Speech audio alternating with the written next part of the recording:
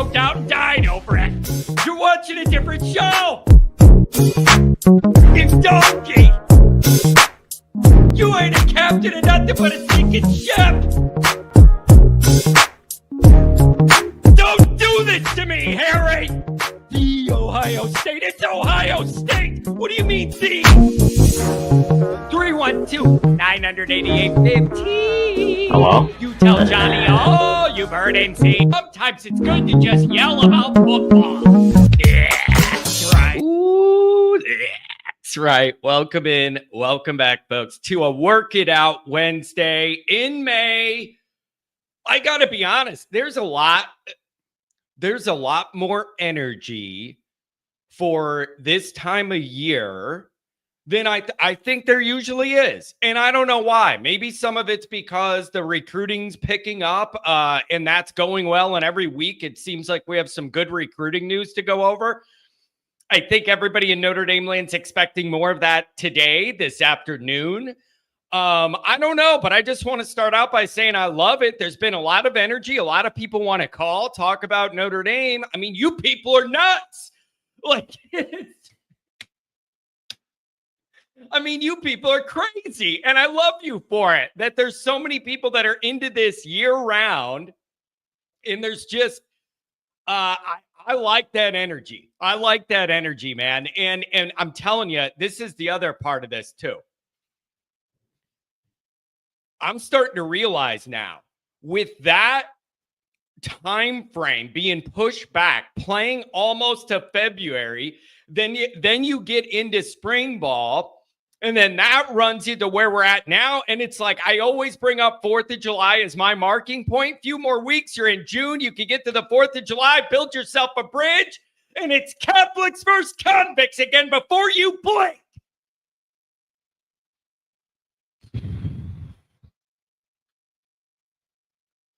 I'm excited for that. And the build up for it is this is going to be a big deal. It's going to be a big deal. I'm already talking about it in May. You got that standalone game on that Sunday. Everybody watching. It's going to be a big one. So let's get into it. We have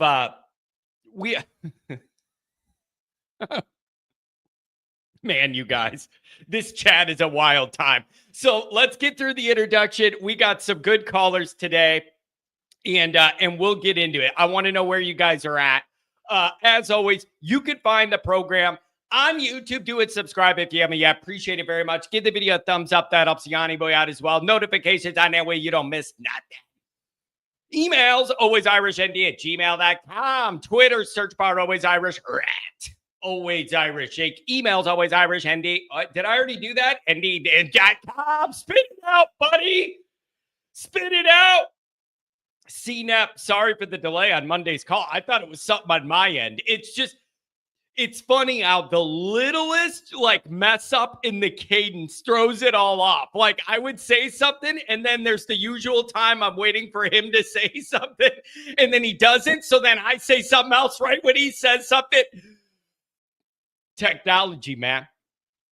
Technology. It's great when it works. And when it doesn't, it's a pain. It's a pain.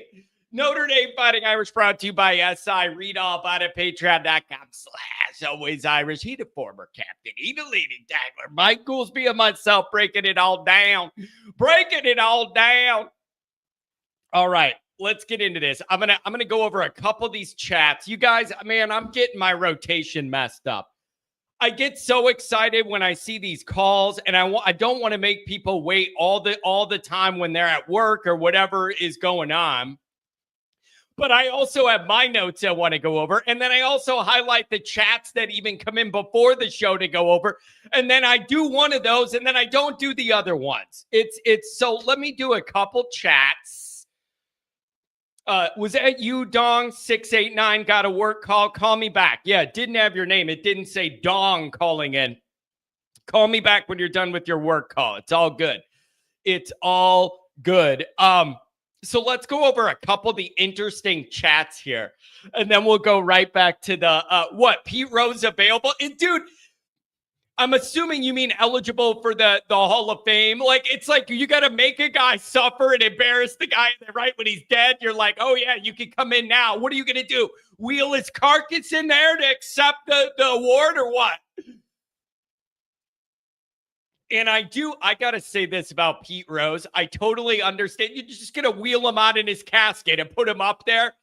I do listen. I understand that it's illegal to gamble, whatever, if you're playing baseball. If it's true that he never bet against his team, that's kind of awesome. Like, you're a degenerate gambler. I respect that. But like, if every time he did it, if he was honest that the money was always on his team to win, I could get behind that, Charlie Hustle. I can get behind that, Charlie Hustle. I'm only betting on my team to win, baby. I like that. But it rubs me the wrong way that you like make a guy literally suffer and die. And then once he's dead, you're like, oh, all right, I guess you're a Hall of Famer. It's just kind of funny to me. All right, a couple of these chats. Let's get into this. Here we go. So we got recruiting news today from the Sly. Good morning, always Irish Nation and trolls. Jonas Walton coming home at 3 Eastern today. Freeman and the staff are cooking. I believe 3 p.m. Eastern, 2 my time. And everybody I've spoken to says it looks like it's going to be Notre Dame. Notre Dame's in good shape. I haven't heard anything contradicting that. Every time I check, that's what it looks like. So what did I say I want the news to be all summer? I don't want to hear nothing about, oh, this guy needs another surgery. His leg fell off. I don't want to hear none of this. Oh, this guy got in trouble or, something stupid. No, I don't want any of that. Ain't nobody got time for that. I want to hear good recruiting news or no news at all. That's what I want, baby. No news is good news in the summer, and I just want recruiting stuff. If it ain't going to be nothing, that's the safest way to do it. Phil says the future's brighter than ever. I've been saying this. I'm going to stick to it. Couple more chats. We'll go to the calls. I'm going to say this. I'm going to stick to it.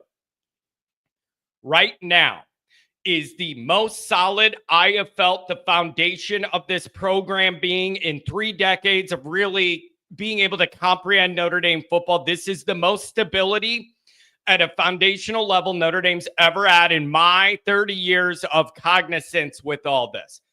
I said it before. I'm going to say it again. I'm going to keep saying it. On the field, off the field, administratively, this is the most aligned I've ever seen the pillars at Notre Dame of everybody pulling in the same direction towards a common goal with shared values in mind. It hasn't always been that way. And when all those things don't align, you could sense it.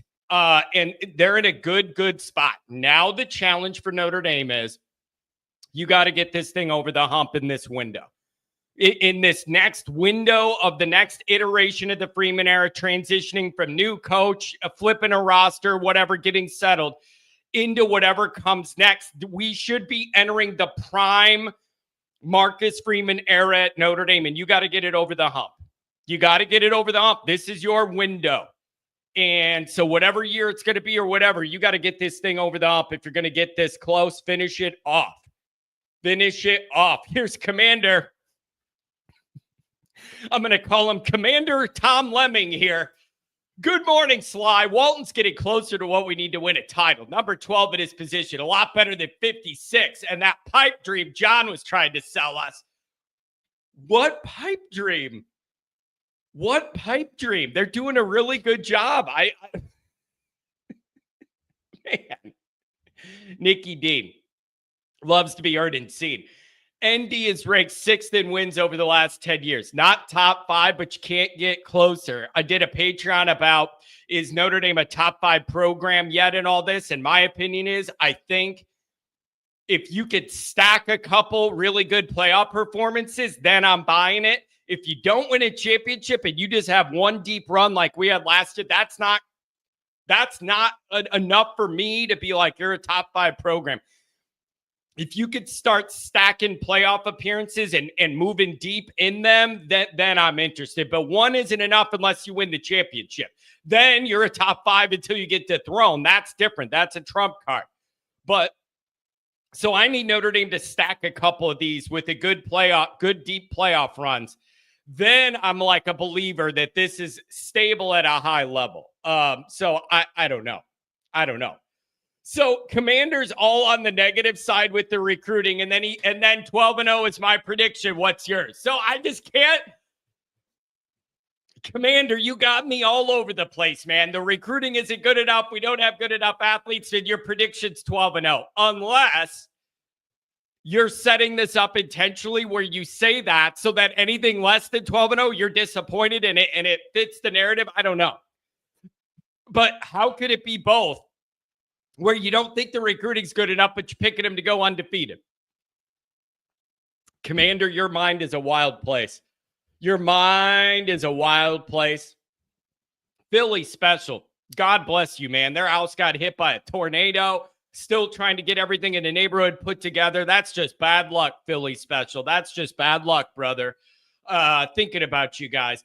Yes, I think Carr gets a job, and as long as we have solid protection, I think 12-0 is possible. However, I feel like we have that one letdown, so I'm going 11-1. Said it before, say it again. We'll get into it today. It's in my notes.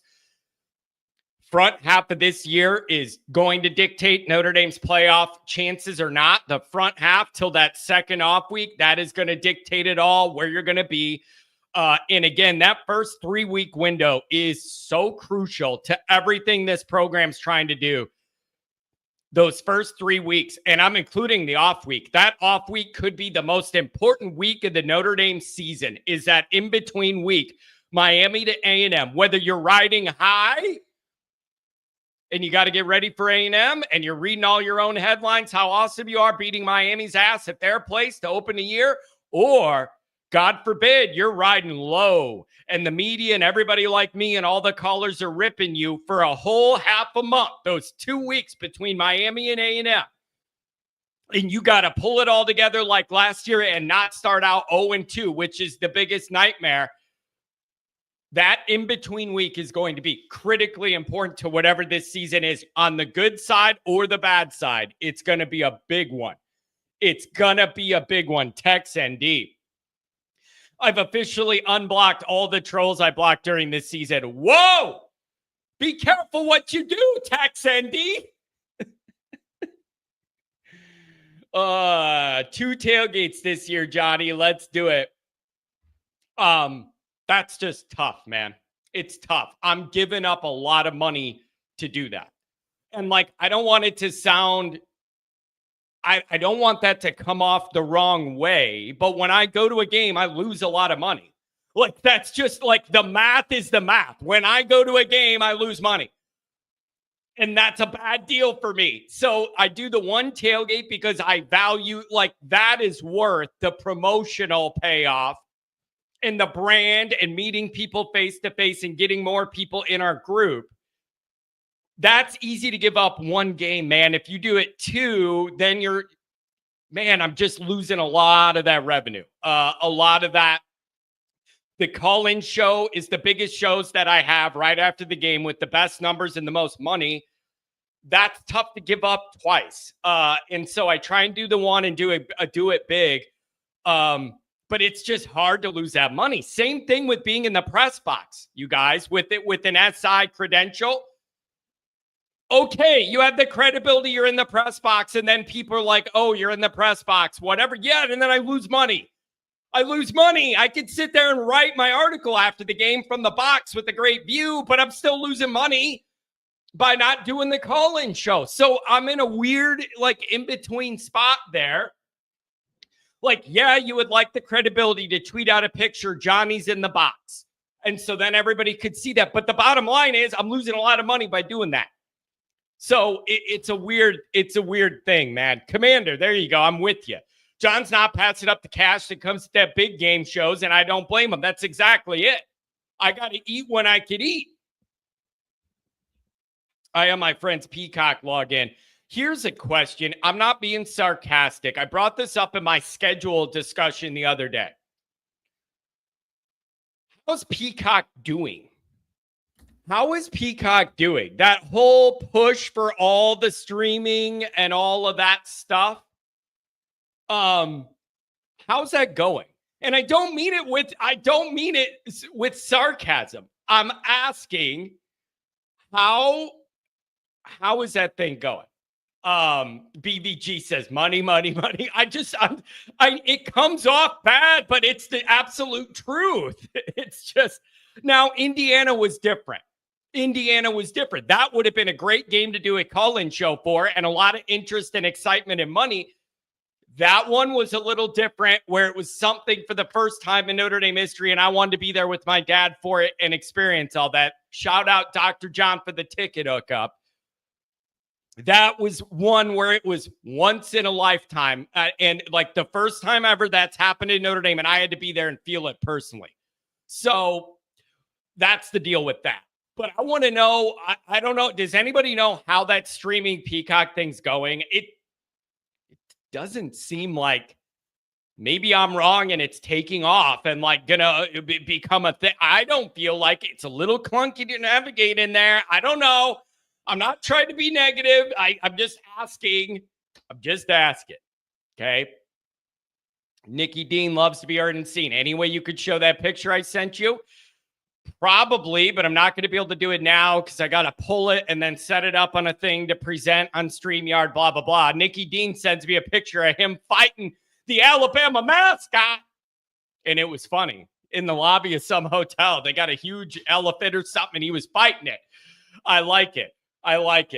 Jay Carr says it's just another streaming service. It doesn't suck, but it's nothing special. That's my interpretation.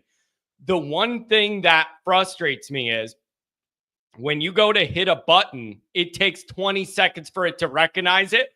And by that time, you've already gotten frustrated and hit the button 6 more times. You know what I'm saying? When you're like, oh, pause or fast forward or whatever, by the time the system recognizes it at Peacock, I'm already mad and I hit it 4 more times. And then it's going crazy. That's what happens to me on the Peacock. I don't know, man. I don't know. Look at this. Here's a take. Wait a second. Wait. Callers, I'm coming to you, but I got to see something. There's something here. Look at this. Look at this. Mark with Contacts and the picture. That's a new name, Mark with Contacts. And the picture is me yelling on the balcony in Florida. I want to know who that is. So who do we not recognize that is usually here that changed their name? That's a good one. John, are you bringing your surfboard to the USC? Oh, yeah. Hang 10, bro. Spicoli, what's up, bud? Come on, man. This USC thing, you guys, I just, if they're going to be done with us, then I'll be done with them, man. I let them battle it out in the Big Ten if that's what they want to do. I'm going to hate losing the rivalry. As long as they're the ones disconnecting it, I'll be able to sleep at night. If it was us, I would bury my head in shame and never be seen again. I wouldn't be able to handle it if Notre Dame was the one like, oh, we can't schedule USC before for any reason or again for any reason. If it's on their end, then I'll be able to sleep at night. I'll be devastated, and I'll root against them forever in the Big Ten. But as long as it isn't us, callers are coming to you. If Walton commits today to ND, depending on which recruiting site you use, that's 2 top 10 running backs. Yeah, I'm telling you, Juwan Cedar got me drinking the Irish cider, baby. Good job. It's a really, really good job. You want to talk about this recruiting thing? Al Washington, that D-line, they've done a good job beefing up that D-line. That was considered a weakness. They're doing a better job there. Wide receiver. I'm not going to sit here and Commander. I'm not going to sit here and just say everything's perfect and the recruiting class is perfect. It's absolutely not. I need some good wide receivers, some difference-making wide receivers. And quite frankly, I don't know how you're going to land them till you show you're committed to a better passing game. What receiver wants to go to Notre Dame and you look at the film and it's Riley Leonard barreling down, lowering his shoulder and running it 20 times? I'm just telling you, it's not the film has not been very appealing for wide receivers. Maybe it's going to take Notre Dame getting this new quarterback acclimated where passing is a natural skill set for this guy. And then more receivers I could go to Notre Dame and I'm doing more than blocking or running a route, not getting the ball. Maybe that's what it takes. And this year could start that. I don't know. Kent says, facts, Commander. Well, you're on his side. This is going to be rough. I don't know, Kent. Notre Dame's best chance was last season. I just don't see them getting all the way back to championship game in the near future. I don't know how you could know that or not. But I will say this, Kent. The math says you're right. You get what I'm saying? Like there's however good you think the team's going to be. But the math, the odds on Notre Dame winning 3 playoff games again back-to-back years has got to be pretty low. Just by that's not me doubting Notre Dame or whatever. It's math. It's just the odds of a team doing that in back-to-back years has got to be pretty low. And I ain't no math major. That's the one class I got to be in college, and I'll never get over it. I'm still pissed off about it. It's the only one I ever got to be in, and I'm mad, and I'll never get over it. I'm not good with math. All the math I need, I can do on my stupid iPhone. What am I going to sit there and do long division for? I got an iPhone. Type it in. So I would agree with Kent, but that's not a shot at Notre Dame. It's the statistical analysis of how likely or unlikely it is for a team to win 3 playoff games 2 years in a row. It's got to be low no matter who the team is. No matter what you think of them, Nick Saban, Alabama, whatever, the odds still don't favor a team doing that again. So I think the math is right on that. And then you have all of the random stuff where you don't know who you're going to match up against. You could have a better matchup, a bad draw, a good draw. Are you getting a home game? Do you need to go on the road somewhere tough? All of that stuff gets thrown in the mix. So I don't know. Really interesting. Pilney, $10 hour. Last year's success is this year's expectation. Freeman learned on the job enough, time to deliver for Our Lady. See, I'm with you, Pilney, but that's where it gets tough. You finished second last year. There's only one more spot to go. So if that's the bar, anything less than that's a failure, and that's a high bar, but I'm glad we have a high bar. I get what you're saying. It's a high bar, and it's a deserved high bar. Callers, I'm coming to you. I'm almost caught up on the chat. Hang with me. If you're on hold, you're going to be on the air. ND Irish 1083. We may play 6 or 7 primetime games this year. Yeah, we did the schedule review yesterday, going from 2 to 3 night games. Sell yourself some more beer. I don't typically look at Navy as a night game opponent. Maybe it was the NBC schedule with the Big Ten. They filled their day slots, and then that opened up Notre Dame for another night game. Whatever it is, but it was very apparent right when you looked at the schedule, something was different. It is usually 2 night games. And nobody, obviously, USC, A&M, nobody's going to doubt that. And so that's interesting. And it'll be another night game. And then, these road games, a lot of these teams are going to flex Notre Dame into prime time because it's their biggest game or second biggest game to their in-state rival or whatever. So I don't know. It's really interesting. Jay Carr, I love Spicoli. What's up, bud? Take it easy, bud. Let's party. Mark with contact says, I love McDonald's. I wonder if this is Ronald McDonald and he's changed into Mark with contacts. Oh, man. I look like a weirdo in that picture, by the way. You could say I do in all pictures. Shalom. Expecting to make the title game at the first time starting QB is a little lofty. I think a fair expectation would be to win 1 or 2 playoff games there. I mean, that's a very fair point.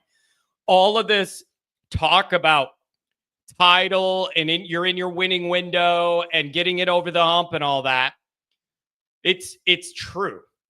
Some things could go wrong early in the year that makes this not a possibility. And if the quarterback takes a while to get his feet under him, the game's moving too fast for him, he's a little overwhelmed, we get behind and that young kid's got to throw it for us to win it, The O-line's banged up and not all gelled yet. It drives me insane. It drives me insane every year, you guys. Relax with the O-line play, John. It takes time for them to gel, whatever. You don't have time. What do you mean it takes time? You don't have time. There's games to play. You win them or lose them. What do you mean? What good does it do me that the O-line's put together in week 7, but you have 2 or 3 losses already? Wow, great. I feel awesome. You don't have to be a finely tuned, perfectly functioning unit early, but you got to be good enough to not lose. There's a big gap there. There's a lot of nuance. It's like, oh, John, you don't understand ball. It takes half the year for the O-line to get gelled. That's not an excuse to lose games. While you're gelling, do enough to be good enough to not lose. That ain't too much to ask. I'm not asking for perfection. I'm asking for you not to be horrible enough to where you can still win while you're gelling. You don't got to lose while you gel.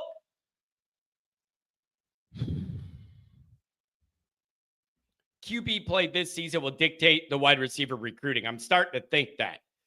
If you really want to land those difference makers, you got to have film that they look at and feel like they're going to be a priority, man. Think about the mentality of an alpha wide receiver that thinks he's great and everybody wants to recruit him. That guy's not going to want to go to an offense that doesn't highlight wide receivers as a key component. It ain't going to happen. It's incongruent. So it may be you got to put on the film that we got a quarterback that can wing it, and that's going to be, and then that'll appeal to people. I'm open to that. So I don't know. But I'm with Kent on the actual math.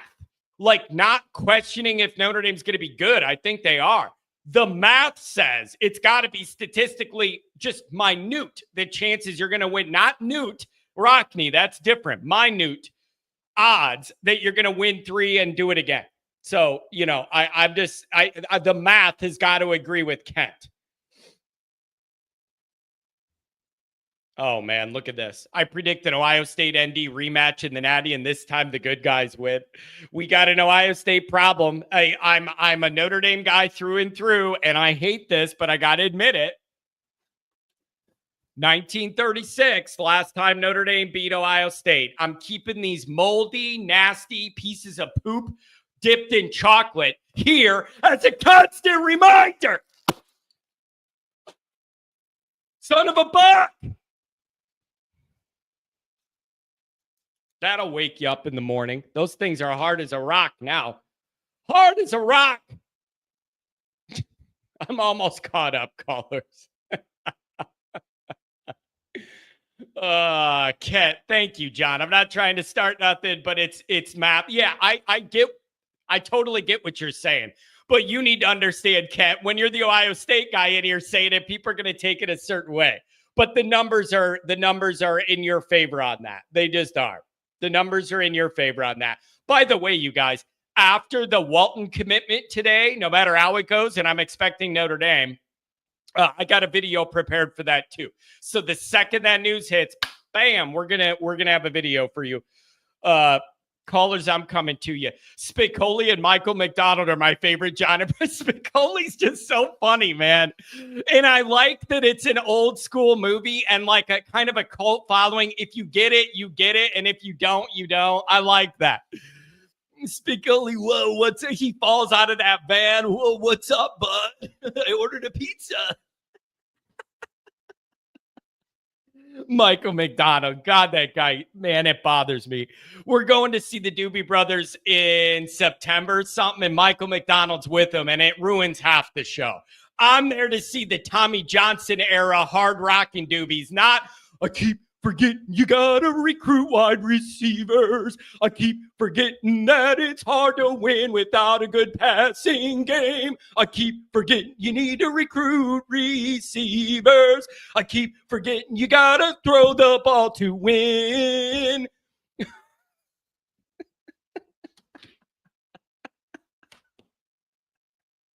Sometimes this show's so stupid, man. Sometimes this show's so stupid, but I love it. Oh, you like the Coach O too? Mama, when you down there, mama, spring break, I'm down there looking at them old 21-year-old girl in bikini. I'm over there chugging beer with you about the moon down there spring break. Down there, about the moon, unless you Alabama, boat again, you will spring break out down there. Somebody took a picture with me. I meet these girls. They say, you coach, I won't drink with you. I'm drinking with the young kids. I'm going to say, come over here. But I can't do this. Well, you try to come down there. You, we know we play real football. But this ain't gonna move. You guys are just naming all my accents. You're making me do all my accents today. You're literally gonna make me do them all. The callers are like, dude, what am I on hold for? Oh, how much time you got, buddy? That's like all I'm comfortable saying. I can't say anything else. I'm not going to do it and get in trouble here. All I'm going to say is how much time you got, buddy. Oh my God. $20 holler for the Pildy. The Book of Leahy. Him. Rockney called his 1930 team yellow and quitters before the SC game, threatened to leave them. Go home and let the assistants coach. He said, give me one reason to stay. Notre Dame 27, SC 0. Ever the motivator. Ever the motivator. If that guy was hitting his prime when that plane went down, that's what I want you to all think about. Look at how much he accomplished. And he was just about to crank it up more when that plane went down. Heading to California to talk about making another Notre Dame related movie for promo stuff. He was about to hit his prime, and something went wrong, and the freaking plywood little board with somebody. What was a couple people doing like a bike to get the plane motor going, or what? Anyways. All right, I'm getting caught up here. Clayton Bigsby's my favorite impression. How much time you got, buddy? I can't understand you. Come on, Clayton, we want to see your face. Come on, brother. All right, we're getting caught up. I'm getting back on track. All right, here we go. If you're on hold, you're going to be on the air. Dr. John and 415 coming up first. If you're on hold, you'll be on the air. Dr. John, what's up? Good morning, sir. Well, the first thing I need to do is have a shout out to your main man, Martinez, who's hiding his earbuds under his hoodie. So good to see you on that chat for a while anyway, Renee. The other thing is I need to say it was so good to hear Tom Frawley on the call on Monday. He sounded strong and great and healthy. That was nice to hear, I'll tell you. Yeah, he is he is such a loyal Notre Dame son, and he encapsulates all of that like Chicago Irish thing. He is 100% all of that. A great person on and off the Notre Dame thing. I'm glad to get to know him. What a wonderful guy. I love him. Yeah, he sure seems like it. And I don't know if have you ever given him my email address? I still haven't heard from him. I did. I've got a couple of things I'd really like to throw I'll do it again. And I owe him a phone call back about something else. I'll make sure I cover that. I did it a long time ago. I'll do it again, but I got to talk to him anyways. All right. Hey, I got a fun project for you. Oh boy. I did this last week. No. It's put together your ideal Notre Dame 12 opponent schedule. Oh man, that's good. That's tough, because how tough do you want to make it? You're going to have to make some choices. I like that. What a challenge. That's a good one, Doc. It's a good one. I did it the other day, and then I put down my reasons for having them on the schedule.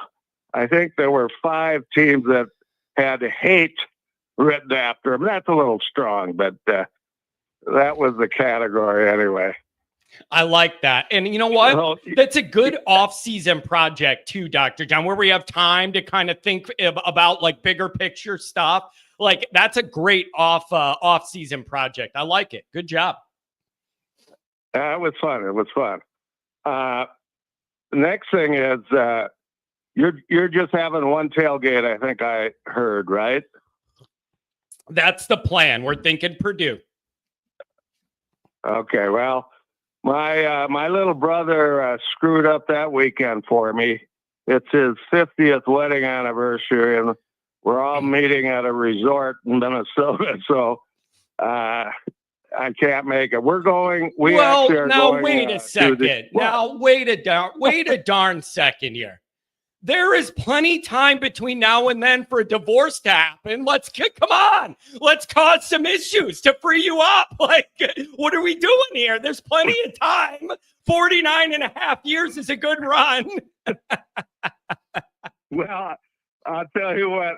I'll keep you posted. I'll keep that in my back pocket. Yeah, maybe send one or two of your girlfriends over to his house or something late at night. Like there's ways there's ways we can maneuver out of this, Doc.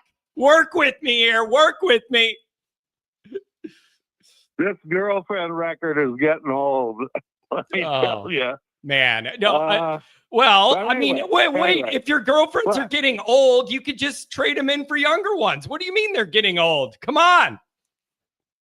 I mean, the bit is getting old. Oh, okay. Gotcha. I got you. I'm with you. Changing subject. My daughters and I, and my brother and his daughter are going to the NC State game. But here's my question. Put this in your bonnet for a summer project too. See if you and your wife and daughter can join us for lunch somewhere. Maybe. Well, we're going to be coming through, that south end, and we always stay in Schaumburg. But it'd be great if we could all meet for lunch. But put that under your. Put that note under your pillow and sleep on it. Especially if you're not going to be able to make it to the game, that would be a good way for us all to connect anyway. So that is a good idea. And just remind me when we get closer. Good idea. You're always thinking. I will do that. I will do that. What else we got? Oh, these recruiting rankings are driving me nuts. Yeah.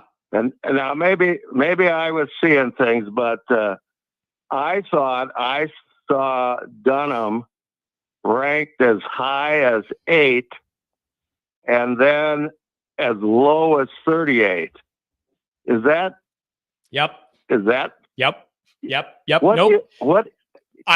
Doc, you're never going to figure it out. Nobody's ever going to explain it to me where it makes sense how multiple different recruiting outlets could look at the same player and have such widely ranging thoughts on him. I don't know whether it's an equation, if somebody's weighting the scale for one reason or another. I ask this question every time I'm with a recruiting expert. I ask, how can it make sense that all these professionals that do this for a living can see one player in such vastly different light? It will perpetually confuse me, Doc. You're right about it. I ask it all the time, and I've not yet to get an answer. I think I would defer to Frawley every time. He seems to be on the money most of the time. So yeah, it is. But you are not dreaming it, and it confuses me too. I look at all these different sites, and I'm like, how could a guy be top 10 in his position in one and then 50th in another? Like it doesn't make sense to me, and I'm not going to act like it does. And I just noticed, I think it was on the news this morning online, Larry Fitzgerald's kid has been offered. Is that right? I think so. And he's listed as a 3-star in what I saw. He's got 5-star genes. I know that. Yeah, that's for sure. And, Fitzgerald went to a Catholic high school in Minnesota. How he ended up at Pittsburgh was a travesty, but, we can't get them all. Yeah, it'll be. I like we just like to get some. I like those genes, and Goolsby always talks about it. He says those NFL genes are real. That's a real thing. Certain people are just gifted in their family with these athletic muscle genes, quick twitch genes. He's a believer that you go after those NFL genes because it's just in their blood to have a little something different from dad. So it's good enough science for me. Well, he's a junior. I think he was offered in 26, wasn't it? Good question. I didn't look. I should have looked before I brought this up. But anyway, that's enough public interest for the day. Why don't you talk to some people who really know their X's and O's? Yeah, we'll see, Doc. I always appreciate your calls. Great to have you back in the mix. And again, I wanted to tell you over the weekend, all the Kennedy brothers, my dad is the youngest of four, all the brothers got together. And one of my cousins actually moved out your way. And I got to figure out some retreat horse thing in the mountains, cabins you stay at somewhere out your way. And I got to figure out what the name is, see if you've ever heard of it. Okay, well, email me if you figure it out. Also, it'd be nice to have you guys just come out here sometime and breathe some air without smog. Oh man, that would be relaxing. That whole part of the country is just kind of it relaxes me a little, even just to look at them mountains and think about it. And we'll record some content for the hot tub. It'll be great. Okay, I got one comment for Kent. Notre Dame lacrosse 15, Ohio State 6. There you go. Yeah, take your little bit of revenge. Take your wins wherever you could get them on them. Yeah, I like it. I like it a lot. Yeah. Oh, absolutely. Yeah. All right, partner. Have a great show. Have a good one, buddy. Take care. Great call. Okay. Always good hearing from you. Oh, what a nice guy. Hit the golf course, bro. Hit that golf course. Text. That's exactly how it was intended to be taken, to be honest with you. You're right on it. That's exactly what I wanted. Keep it rolling. 415 keeps it alive in Spicoli Town out west. Whoa. Hey, bud. Just hanging 10, brother. Are you calling me while you're surfing and you got a wireless thing and you're surfing and you're calling me? Just hitting the tubular waves, bro. Oh, that's funny. God, that's good. What's going on? I'll tell you right now, I love the Jeff Spicoli. Like back in the day, those movies, those 80 movies were incredible. Yeah, it was. And they all have like these cult followings and I like them. And then like things like Fast Times at Ridgemont High and all that stuff. Like my dad's like, dude, that's literally what high school was like for us in the 70s. Like he loves watching those movies because he's like, this is literally what it was like every weekend. This is what we did. Like, and I love it, man. It was a different era for sure. I love it. That's so good. And Dazed and Confused is another one. Today, Dazed and Confused is another one. That one and Fast Times at Ridgemont High, both of those. My dad's like, man, that's exactly what it was like. It's great to go back. What's on my mind? No doubt. I want you to land Walton so we have another good recruiting day, and we lock that up this afternoon. So I want you to get Walton, keep the recruiting momentum going while you have it. Keep it going. Keep it going. I'm thinking about that, and man, I admit that Miami thing is creeping up on me, and it is mid-May, and I'm already starting to get zoned in on it, and that is dangerous for the rest of the summer. I hear that. Keep that momentum rolling. I love it. Every single day, we just got to keep that positivity train rolling. As far as Miami goes, man, I honestly, I've been thinking about this so much. I feel like we have turned the page on this entire kind of chapter of what South Beach and going down there and dealing with the Canes and all that other stuff and dealing with that fiasco of a crowd. I just feel like we're in a different stratosphere as a team and as a program now. And what I'm actually banking on is come like the maybe middle of the second quarter, we're just laying it on them. At that point, it's just a couple pick sixes or a fumble or just turnover or what's his name? Is it Beck? Who's the quarterback down there now? Yep. Yeah, sitting there like a statue, and then we just nail them and just. I don't know. I just feel like it's not going to be that big of a deal. I feel like the bigger game, the tougher game is going to be the Texas A&M game. It's at home, a lot more pressure. Going down to Miami on prime time Sunday night or whatever. But I just feel like we're going to take care of business. This team, this program, what they've been building, the momentum coming off of last year. I don't feel like Miami is going to be that big of an issue as long as we do what we know what we can do. Yeah, and then turning that page going into Texas A&M. That's easy to say, but we have to acknowledge that is, regardless of what you think of Miami's team, the scenario where our young quarterback's making his first start is a very high intensity, highly scrutinized, tough start. And that could go wrong, man. A young guy might panic and make a couple mistakes that put you in a bad spot. You got to navigate that, and you got to protect this young quarterback. You got to make it so he doesn't have to be the hero in that game. You know what I mean? You got to make it where you can run the ball and he doesn't have to do it all, make a bunch of big decisions in his first start. Like if you could run the ball, like whatever, play your good defense. And I need to see the Ash thing be fine before I know it's fine. Like there's a lot that could go wrong. But I also kind of feel like you do. I feel like you do, though. They should be able to handle it. But it wouldn't take but a couple things to go sideways on you when you're in a tough spot.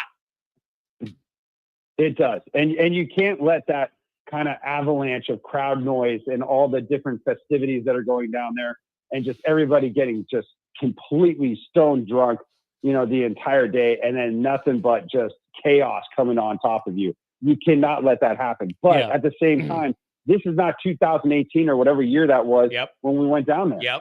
This is a different team, different program, different coaching staff, different mentality. That's what I was going to say. That's exact. The next word out of my mouth was going to be a different mentality. And you know what makes me feel good about that? Listen, the quarterback is an X factor, and you don't know how whoever it is going to react until we're in the moment. However, what makes me have some confidence here is we spent all last summer with me yelling about you better be emotionally, mentally, and physically fully prepared to go to Texas A&M to open that game and not be intimidated by the noise or anything else. They did a fantastic job. They were totally ready for the moment right away. That gives me confidence. Cook that up again, whatever that was, because they were not afraid of the moment and it showed and you knew it right away. Give me that preparation again. Like they proved they could prep for that kind of moment last year. You got to do it again. I totally agree. And also just to dovetail on that, I think that there's more pressure on their quarterback and their team than there is on ours. That's a good because point. Of the fact that that quarterback does not have the team. He does not have the cohesiveness on his side of the ball that we do on ours. They're trying to figure it out. They just put the number one draft pick into the NFL. And now you have some kid coming in from Georgia, a little disgruntled that he had to leave schools. He comes into town. He gets his cars taken. His girlfriend that he came to school for is broken up with him. The guy's a disaster. So, it's just one of those things where I just feel like, hey, capitalize on it. When it comes time to play, then you just knock him into oblivion and it'll be fine. We have a better team around us, the running backs, the offensive line, the defense, special teams, the coaching staff. This should be an easy, in my mind, if we're going to be that team that's going to go into that next tier, this should be a double-digit win, and we should not even be close on it. That's where I'm looking at. Yeah, it is. Listen, man, I'm with you, but it is going to be just the intrigue level for that game just across the board is going to be sky high with all this, but both having new quarterbacks, bringing back Miami and Notre Dame, all of it, man. Like it's going to be a big deal. I'm excited for the buildup. It's going to be exciting. Yeah.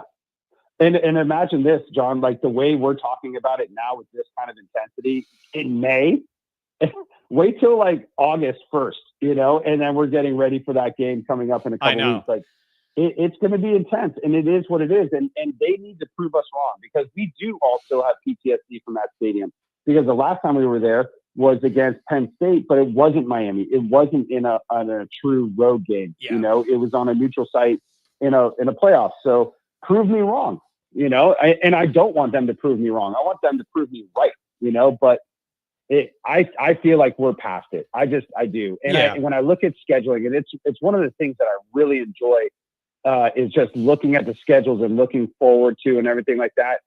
I think we're going to have a lot more issues, so to speak, with the Texas A&M, and then a game like Arkansas or some weird stuff like that. Like those are kind of the ones where I go, okay, like it's a new type of environment. It's something unfamiliar. Hey, that will be their Super Bowl type of thing. You know what, man? I'm genuinely kind of excited about that Arkansas trip just because it's something kind of new and you're going to SEC land. Like I'm interested in that. I'm actually looking forward to that just because it's something kind of new. I'm excited. I want to see how it goes. I love it. And same thing for way out in the future when we play against like Florida. Like we've always played against Florida State. We've played against Clemson, like the ACC and stuff like that. But now you're going to go down to like play in the swamp, going against Gatorland. I'll fly out for that. Like those are things like I like those kind of matchups that are different, where it's going two different traditional powerhouses, a clash against like that kind of thing. And the Arkansas thing is just a totally unique thing. So I don't know. I'm all for it. I think when I watched your video the other day about the 3 night games, that definitely caught me off guard. But I was wondering your take on this. Is the Navy game maybe not so much put in the spotlight on the nighttime because of the fact that it was like all the other schedules were booked up earlier? But what about the fact that Navy's schedule again looks like they're going to be undefeated at this point, granted who they play, right? So it would be like a maybe possibility of like the top 5 team versus an undefeated Navy, and then they put that as like a prime time. Oh man, that's a lot to try and get ahead of and schedule out, right? Like, you know what I mean? I don't know. I got a feeling, let's see what ends up being the Big Ten games that day. It comes off to me like maybe NBC has a bad slate of Big Ten games. Maybe that's that week in November before rivalries get going where teams play nobody. Like, I don't know what it is, but let's see who's in that daytime window that bumped Notre Dame Navy tonight. It's just interesting to me. It's we're used to 2 and now we got 3. It's interesting. Yeah, no doubt. And then one final thing I wanted to get your thoughts on was there's a lot of talk now about the expansion of the playoffs and going from, obviously this year it'll stick to 12 because it's just not enough time, but starting in the following year in 26 of going up to 16 teams, and that's created a lot of steam and headway where they're going to be pushing that forward, but with the caveat that of the 16 teams, there's the automatic bids. And that would be like 4 in the SEC. What was it? 4 in the Big 12. I think it was only like 2 in the ACC and 2 in the Big 12, but it kept something around like 3 at large. That's what I saw too. I saw 3 at large. Okay. And so then you're thinking, man, is that good or bad for Notre Dame or whatever? But a part of me also thinks if you're giving out that many guaranteed bids, those teams are going to have those bids. There's going to be at-large spots available. If you're obligated to hand out that many spots, who's left? You would like to think Notre Dame could be in there when they're handing out all these other spots. Like, how are you thinking about it in your head? 100%. Well, I look at it like this. I think it's fantastic for Notre Dame because of the fact that the only time that we have been out of like the top 16 has been a handful of times, a couple times in the last 25 years. So if you were to go back and like really look, and especially lately, it's just been where we have, been in that top anywhere between 5 to 10, but there's been a couple of years where we've dropped out. I think, what was that the 14 season or the 16 season? Like there was a couple seasons that were pretty god awful, but it was one of those ones where I feel like this will almost give us a guarantee into the playoffs as long as we hold up our end of the bargain and take care of business. That's why we're going ahead and scheduling that 2029 beast of a schedule with Alabama, Texas. You got Florida, Michigan, like all these different teams like in these upcoming years. And it's like, well, that's okay. We can go ahead and put more perennial teams on our schedule because of the fact that if we lose a couple, as long as we're still, strength of schedule and winning the ones that we should be winning, we should be in the playoffs. because that 3 at large, that means that one Notre Dame gets in if we have the schedule, and then the other 2 would go to whoever. Yeah. So I feel like it's good. Yeah. I get it. 4 AQs for the big boys. The Big Ten and the SEC get 2. And then the 3 at large. I don't know, man. It's just I just like to think if you're giving out that many spots guaranteed, Notre Dame should be one of the better teams left. Like, that's just how I see it, So I don't know. We'll see. Definitely, man. I'm looking forward to it. I think the only thing that kind of makes me hesitant, and I think what makes everybody kind of like jump back a little bit, is the fact that sometimes you can water it down too much, Yeah. And it's like, who are you going to put in there as like the 16th or 15th team?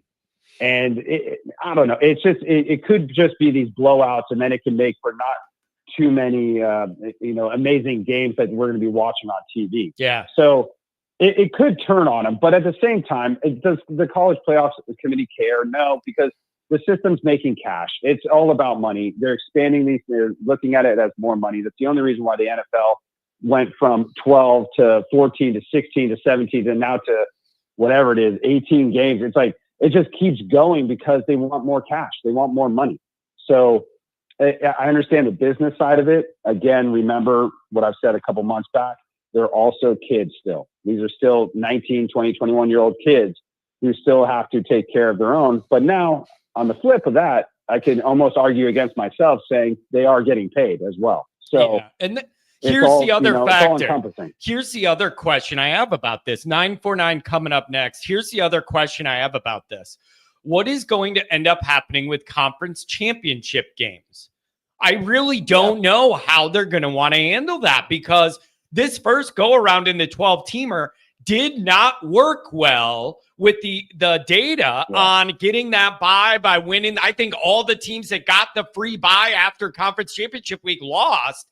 I don't think that worked out the way people thought. And I'm wondering what they're going to do with these conference championship games. And it ain't my problem, but I'm interested to see how the big boys handle it. I think that's the reason why they made the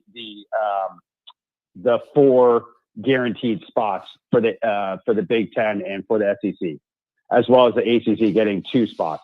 I think the reason why they're saying you're going to get guaranteed spots, at least of 2 or more, is because if you do make it to that championship game, you're getting it. So that if you did, because that was the whole like Lane Kiffin thing of like, why would I even want to go? Right? Because maybe it's not the best interest for me, or you look at like Oregon going and winning, and then they get slated into this horrendous gauntlet that they have to take on, and then they are getting kicked out anyway. So by doing the guaranteed spots, it almost says, hey, still go get your conference championship, and if you lose, you're in, as opposed to maybe you get kicked out because of other teams or other picks. But hey, Johnny boy, I love you very much, buddy. I got to roll to this school. Hey, always appreciate talking ball with you. And I'll talk to you on the next one. Hey, have a good one. We're going to have to set up a schedule when the kids are on summer break. It's going to mess up your call thing. Your school's about to end. You're going to have to make sure you keep them busy or something. Oh, it's already done. I got them on the football camps. They're all in it. There we go. They'll be down at the local schools here, and they'll be learning their X's and O's and zigzagging all over the place. So it'll be good. And I'll still be able to get my calls in. Love it. See you later, Spicoli. Have a good one. See you, buddy. Whoa. Hey, bud. Let's burn one, bud. So you guys asked for it. If you're on Old, you're going to be on the air. You know the rules in the off season. You guys asked for it. You were saying, where's WPP? I don't see him. What's the deal? Where's he at? Where's the IQ man? Now you summoned the IQ master. I was trying to get some work done this morning, but the stupidity level of the chat sunk to a level that shocks even me. Hey, a couple things real quick. A couple things I wanted to mention real quick. Number one is, hello to Deb Thomas. And she pops in when she can from Florida. Lost her husband a while back. Big Notre Dame fan family. God bless you, Deborah. It's just good to have you here. And and in the fold here. So it's always great to see you. I hope you're doing well, and Florida's treating you well. By the way, I'm going to Florida in a few weeks, you guys. Going back, and we're doing the Disney thing with my brother and his son and our family, and Always Irish Senior and Mom and everybody. We're going to Disney. The Always Annoyed. Oh, I'm gonna have a notepad. I'm sure I'm gonna have a lot of them going to Disney. Test my patience.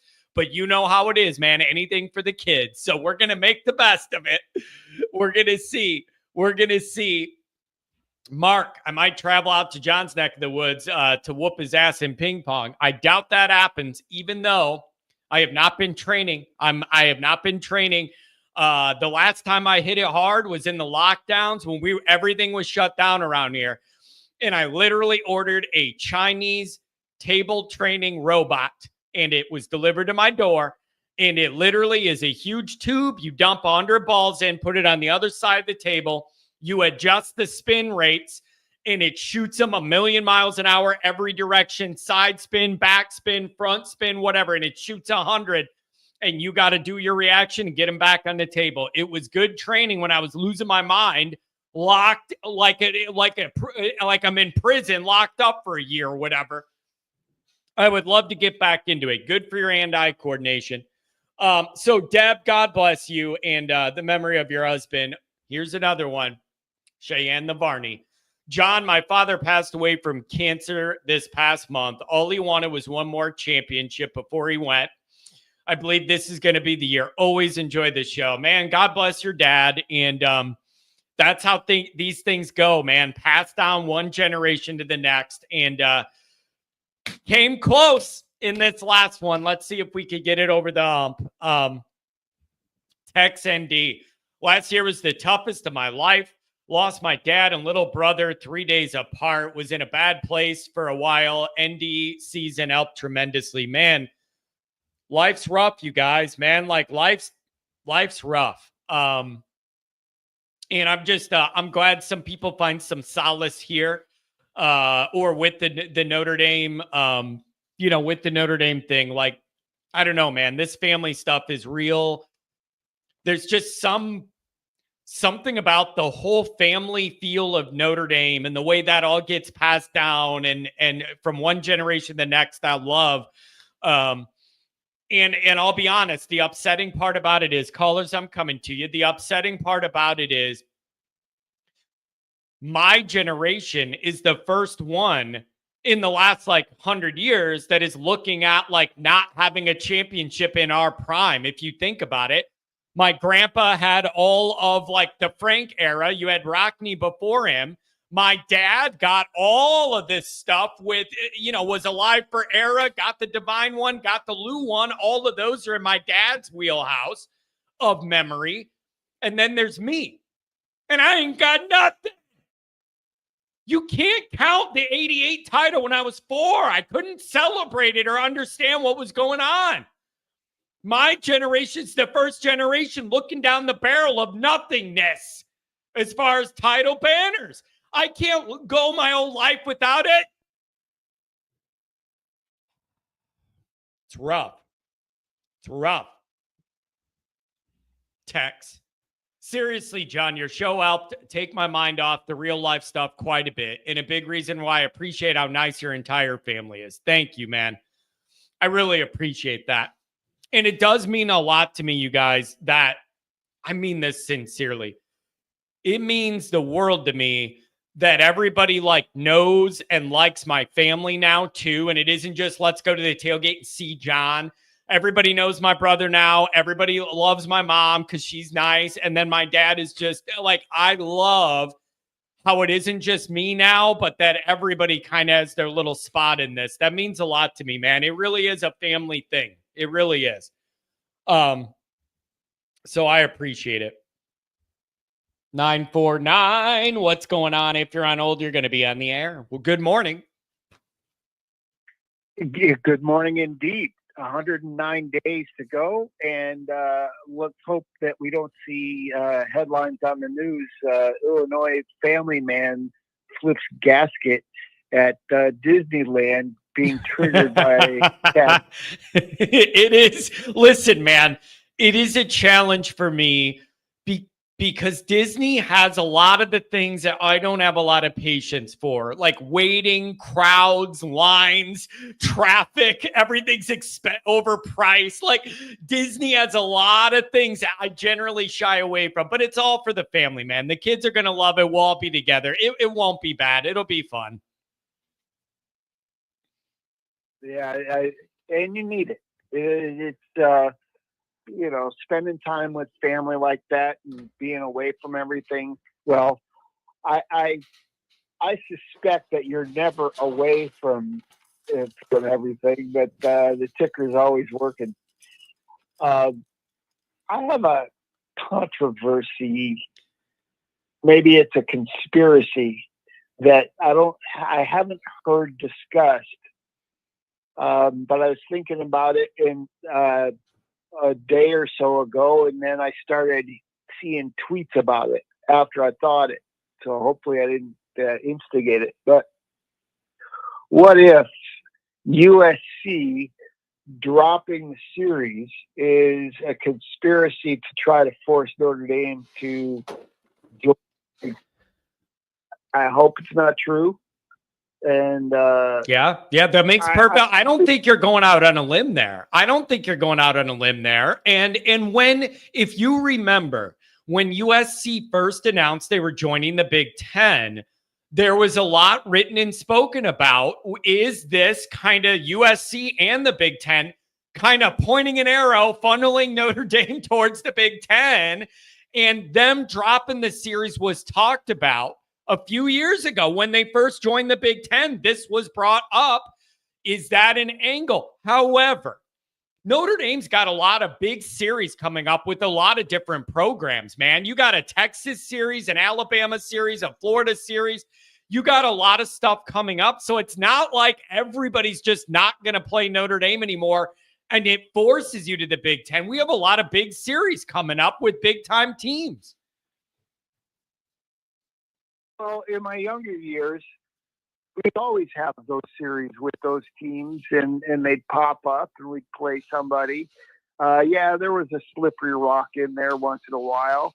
It certainly was disappointing to start to play MAC schools and stuff like that. But, I'd love to see USC stay on and continue to kick their ever-living crap out of them. But if they do decide to drop it, I say screw them, and you can spell screw with an F. Yeah, I'm with you. That's kind of where I'm at, man. Like, I will be upset losing that year-to-year battle.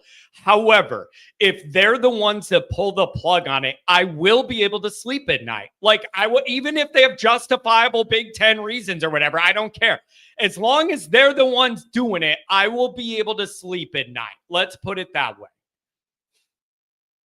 And Lincoln Riley ran from the SEC. He didn't want to stay at Oklahoma. Now he's running from Notre Dame, and that'll be the storyline. And it's going to be the storyline because we're going to create the storyline. And we just started early. Yeah, it'll be so I don't know, man. It's a changing landscape here. Things are changing quickly. I have a lot of confidence in Pete Pavakwa to navigate everything that's coming Notre Dame's way and to get ahead of it. And I think he's doing a good job of it so far. And I trust him in that regard. I think the program's in really good hands at the top. Oh, he's got two jobs, in my opinion. Well, three. One, maintain Marcus is number one, and bring that national championship home so you have that to share with your family, and probably a few more on top of that. A dynasty would be fantastic, and it would piss a lot of people off. The other job he has is to kill the peacock, and I think we should print that T-shirt as well. And then I forgot what the other one was, but that two is better than none. Yeah. It's so we'll see. But I have a lot of confidence in Notre Dame's leadership right now to get us on the right track for long-term success. And you're entering the winning window. Get it over the hump, man. Whatever it's going to be, that you're entering the prime of the Freeman era. He's not new anymore. The roster's turned over. Like, you should be hitting prime Freeman era here, and you need to get over the hump. And recruiting is rolling. Should keep going today. Always, I won another one today, man. Yeah. Juwan Cedar got me drinking the Irish cider. Let's go. Nice. You like that? Yeah, we got some speedsters coming on board too. I don't remember who tweeted that out, but a couple of kids are like blazing fast. Yep. I They're like it. Yeah. But that's it from me. Unless you got anything else on my way out. And God bless you. God bless your family. God bless everybody listening. And go Irish. Oh, go Irish. Thanks for the call, man. I'm telling you what, you guys, I got nice callers. Jeez, you people are so nice. Man, unbelievable. John, we need a pic of John with the mouse ears. Yeah, that'll be the day. You know me. You know what I got to say creeps me out a little bit about Disney? I'm just telling you. That whole group of people that are adults with no kids that are obsessed with Disney. There's something about that makes me uncomfortable. And I don't know whether it's me being judgy, because I am judgy and I admit that I'm judgy. There's something about that whole group of adults that have no kids but are obsessed with Disney stuff. Something about that really creeps me out. It's like you're 40, but you're, in a way, in your mind, you're still a princess. Like, you know, like I don't, something about that whole niche of people that are adults that are still obsessed with Disney rubs me the wrong way. There's something it's awkward. It makes me uncomfortable. And I don't know, maybe I'm just being judgy and I like football and they like Disney, and maybe it's that simple. You know what I'm saying? Like, maybe to them, Disney's what Notre Dame is to me, and that's their thing, but it creeps me out a little bit. At least football is a thing that it's normal to like your whole life. Acting like you're a 6-year-old kid, I can't, it ain't for me, man. It ain't for me. So I don't know, whatever, but you ain't going to get a no picture with me in the mouse ears. And if you guys remember, the last time I went to Disney is when I ran into that LSU family at that bar at Disney Springs. What is it? Disney Springs is the shopping thing? I don't know. And that's where that whole interaction with that LSU, it was right after Kelly's first season at LSU. The whole family was wearing purple and yellow. Every single person from granny to baby had LSU stuff. And I pleasantly walked by their table to go to the bathroom and stopped and said, "Hey, I'm a Notre Dame guy. You have our old coach. How are things going? How do you like them?" And they looked at me like I was the Chainsaw Massacre guy. What are you doing? All I did was pleasantly ask, "How do you like Kelly so far?" And they looked at me like I was trying to steal the children and run away. I can't understand. I'll never forget the way this family looked at me with horror in their eyes. I don't know what the deal was. They looked like a normal family or whatever. And I say I wasn't sarcastic. These people don't know me. I pleasantly said, "Oh, I'm a Notre Dame guy. You have our new coach. How do you like him so far?" They looked at me. The wives are protecting the children. What is it? Do I look that intimidating? It was, I don't know, man. They were scared of me. I didn't know I had that kind of power. 559 on the line, 757 after that. What's up, 559? What up, baby? Well, John, you know me out here working in Nevada desert, trying to identify these pipelines and these wires and electrical damn stuff that I got no damn idea why they got me doing it. Well, wait. Every day. Bro, the first thing is I don't want you to get electrocuted while you're talking to me. Be careful when you're messing with them wires. I don't want you looking like Marvin Home Alone 2. You better be careful with it. You better be careful with that electricity. 405. Yeah, no, John, you know me. I'm of course, man, safety first. But the number one thing, though, is a belated Mother's Day to your family and to everybody that's out in your community, to their mamas and their sisters and their wives and everything. I'm sorry I couldn't call on Friday. But the reason I'm calling, John, is how do you like Notre Dame recruiting? Oh yeah, what How do you think, like baby? that, John? I like. Hey, listen. Man, boy, Every week, it's like I get these texts. Hey, John, get a video ready. Looking good on this kid. Every week, keep it going. I like getting those heads up behind the scenes of John, get a video ready for this commitment. When I get that text, it means we're getting the guy. Keep it coming, baby, while you're hot, ride it. man, this is what I tell you, man. This is Notre Dame recruiting right here. It's getting at its finest. We're not there yet. We're reaching that peak. We're reaching that mountain where all these kids are going to come in. The big uglies are coming. The receivers are going to start coming once TJ Carr gets rolling out here. Well, once that gets going, you're going to start seeing all these wonderful things that Lou Holt used to do, and now Marcus Freeman is following that trend and bringing that back to South Bend. I'm just trying to listen to whatever she's saying.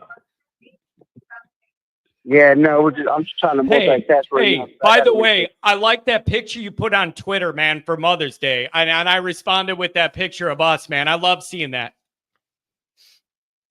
Yeah, sir. You know, my mama's special, all right. You know, and all of our moms are special, especially when she has to deal with a crazy kid of mine, and as crazy as I can get. You know what I mean?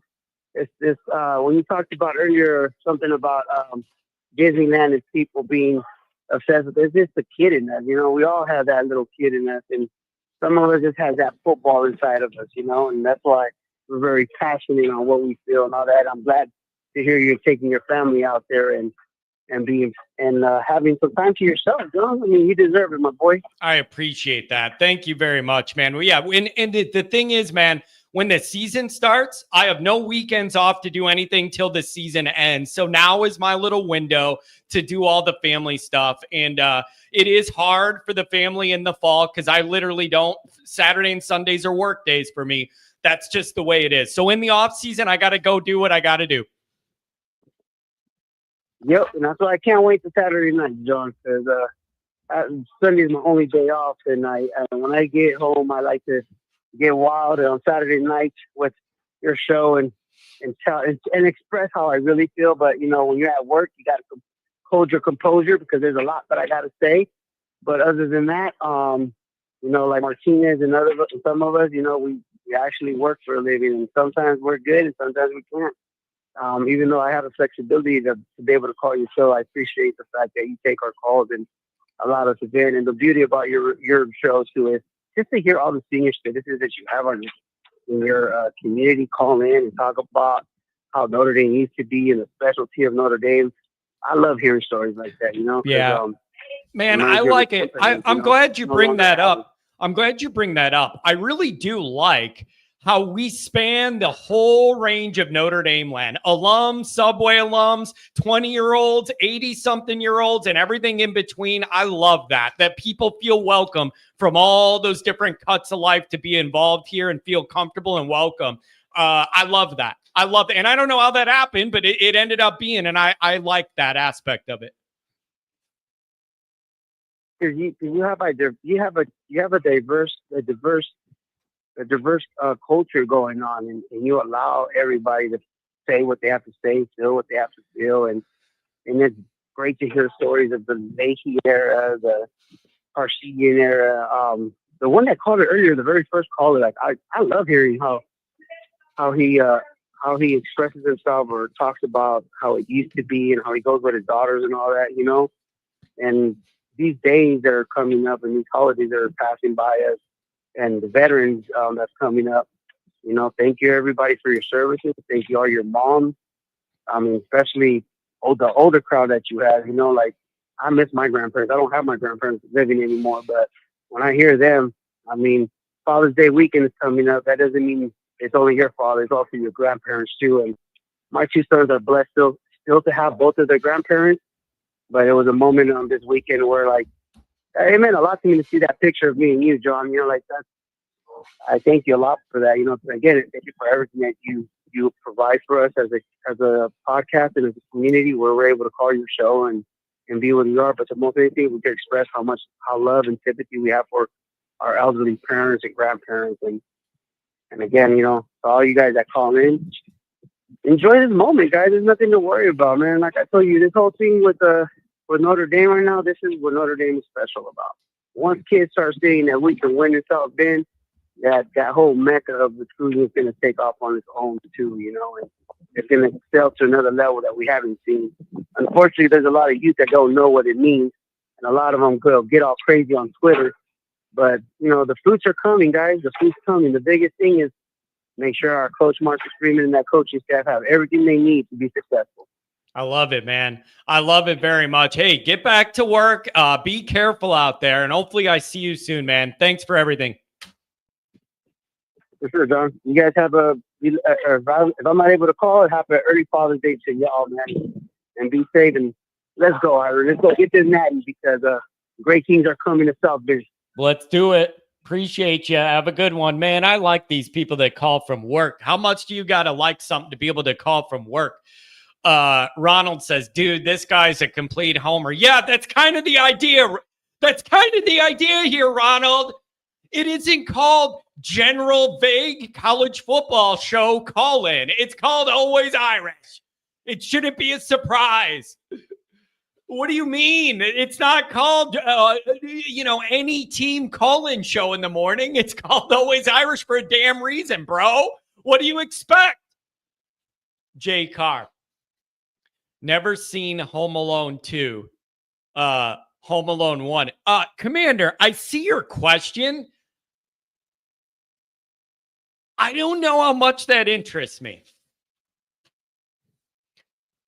It ends up being very formulaic and basic, and you got to tiptoe around a lot of things, and you ask the most basic surface level stuff, and everybody else asks it. I get the appeal, but it's not the most exciting thing from a host standpoint, if that makes sense, because it's real surface level and vague, and you got to ask certain things and be careful about all this stuff. Like I could come up with some interesting questions that would probably get me in trouble. Like you got to dance. There's a dance you got to do. It isn't, I don't know. So it's just kind of like, I have a love-hate relationship with that kind of setup. Now, Jay Carr, how have you not seen Home Alone 1 or 2? How have you not seen that? Even if those are one of the only movies where at 40, when it's on around the holidays, I'm going to watch and actually like. Because it reminds you of when you were a kid watching it growing up, and it kind of brings you back to that. But like Home Alone 1 or 2, I honestly will say as a 40-year-old, it's one of the only movies where like I'm glad my 4-year-old wants to watch it because I don't mind it either. You know what I mean? So I don't know.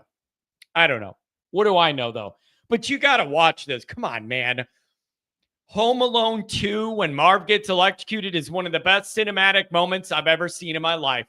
It will never not be funny. The way he turns into a skeleton, and then they have a beard and a mustache. The whole thing, it's never not going to be funny to me. And I love it. Look at this. Tex ND, that's good.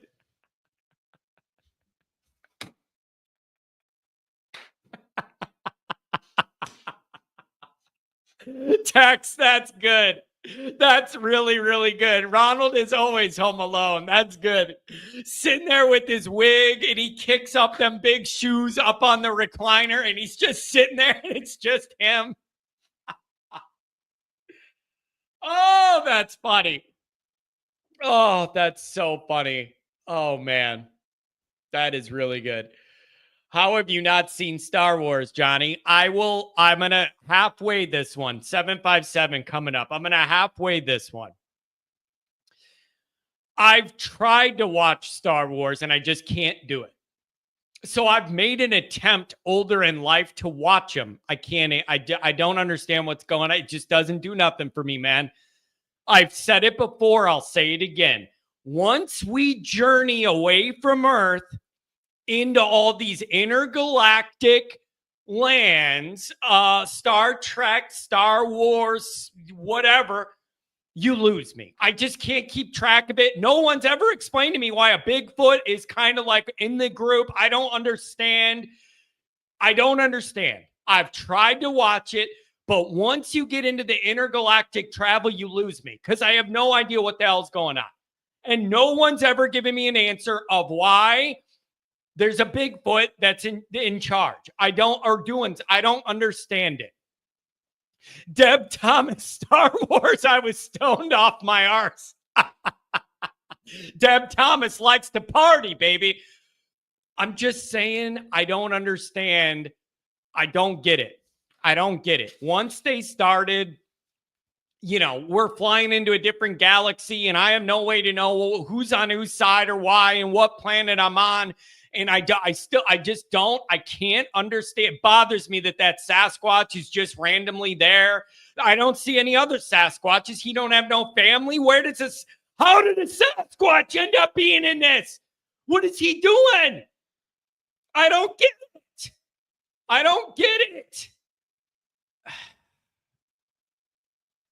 So I don't get it, man. There's only like 5 characters. Now, maybe I didn't watch the first Star Wars and that was the problem. And I put on one of the later ones and it already assumes all the backstory. And then we're going to these different planets and galaxies and everybody's flying around. That Sasquatch cracks me up, though. I don't even know. I don't know how he's involved. And no one's ever given me a good answer. I want to know why a Sasquatch is involved. Make it make sense. At least the Roomba looking, what is it? A2D4, whatever that thing robot is. I get that because we're doing space travel and there's weird spaceships. It makes sense to me. You would have that thing around doing stuff. The Sasquatch just seems out of place. I just don't understand.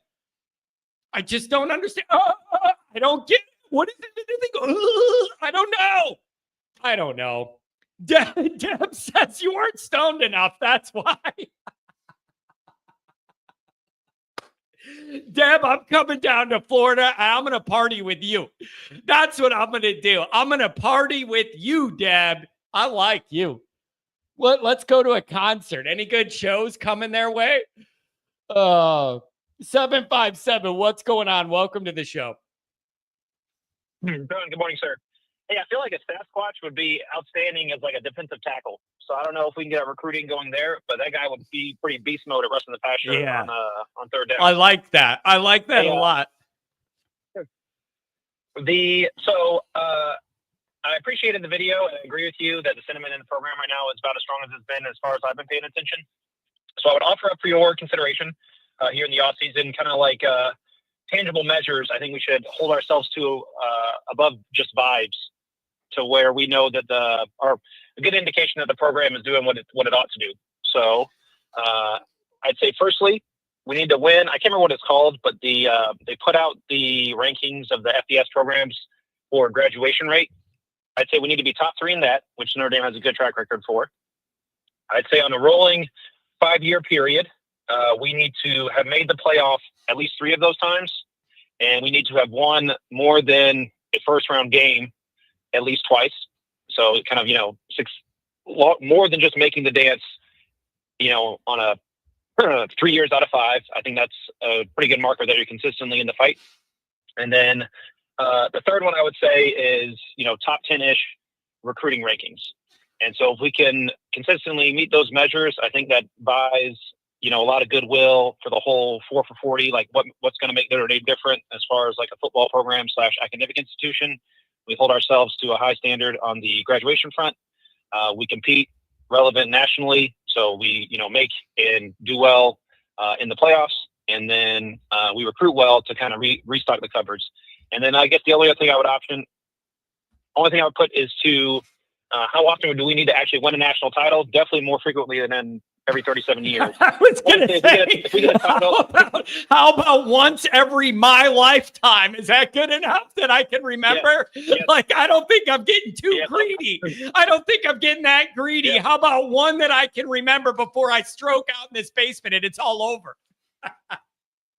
Yep. So I'm 38. I'm sorry. I was born in 88. So it's, it's however old I am. So I'd say if we win one, I think ideally about every 10-year-ish would be a good measure. Definitely no more than 15. But if we're doing all the other stuff, I think we have enough wax at the pinata to get us across the finish line. So I'd offer that up. What do you think? Yeah. Graduation rate, playoff frequency, and recruiting rankings. That's how we know we're doing what we're supposed to be doing. I'll have to take your comments offline, John. I appreciate the show, and go Irish. Thanks a lot. Dude, I gotta catch.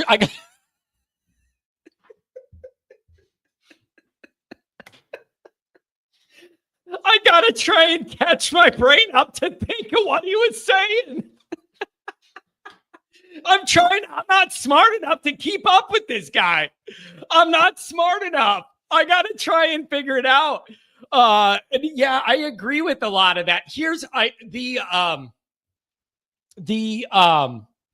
regarding the recruiting thing. This is a real deal. This is a real deal. All right. I'm looking at this class, and if you're looking at 247, you have USC out in front because Chad sees anyone surfing at the beach and then offers them a scholarship at USC because he wants to be important and prove his new worth in that big city full of phonies and fakes and perverts. And he's trying to make it in that city and let everybody know he's serious about it. So he sees a guy surfing, you want a scholarship, you're in, whatever. Then you have Notre Dame. Here's the question. Are you going to be able, for once in my miserable Notre Dame existence, are you going to be able to maintain a high recruiting rank, or right when it gets to crunch time, the class drops like a rock? And it's 2 all summer, and John logs in, and I'm all happy because Notre Dame's got the second best recruiting class, and I'm sitting pretty, and I'm just king of the castle. I'm feeling good about myself. I have a chair, and then all of a sudden, I'm going to tune in when it matters, and you drop like a rock, and Notre Dame has the 13th best class. I ain't here for that. I'm over it. I'm sick of it. It happens every year, and I hate it, and I don't like it at all. And I'm done with it. Can you finish 5, 6, 7, 8? I don't expect, Jake, you like that? I like that. I have a chair. Very nice. How much?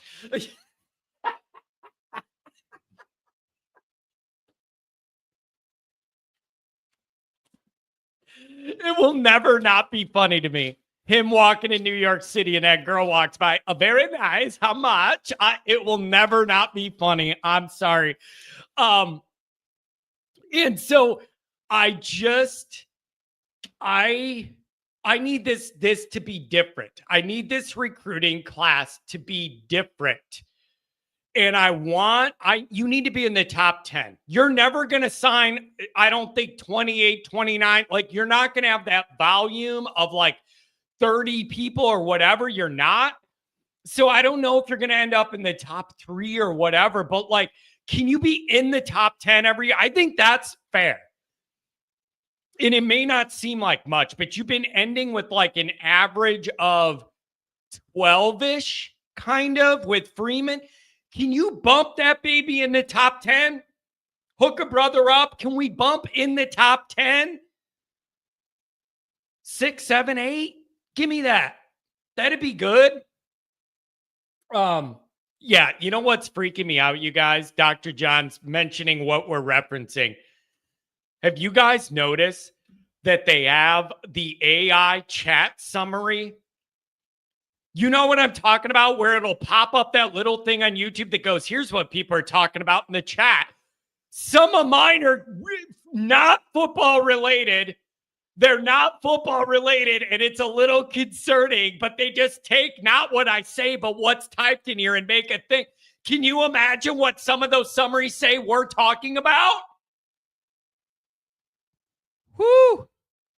Man, that's rough. That's rough. I love this dumb show.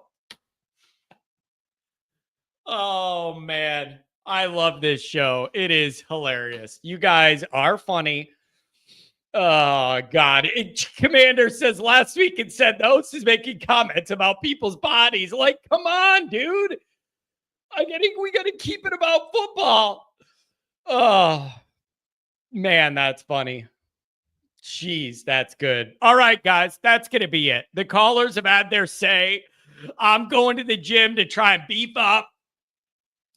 Stay tuned this afternoon when the commitment comes and the announcement's made. And if it goes Notre Dame's way, hop back over here and I'm going to have a video for you. I've got it prepared. Hopefully it goes well. And it goes how we think, and then you could jump over and we'll have it. So as soon as the announcement comes, look on my channel and I'll have a video for you. I love you guys. Thanks for being here, even in the off season. The chats, the donations, the calls, you guys are great. We have our own vibe here. It isn't for everyone, but if you're in it, you get it and you love it, man. It's great. Thank you guys. I love you. Have a good day.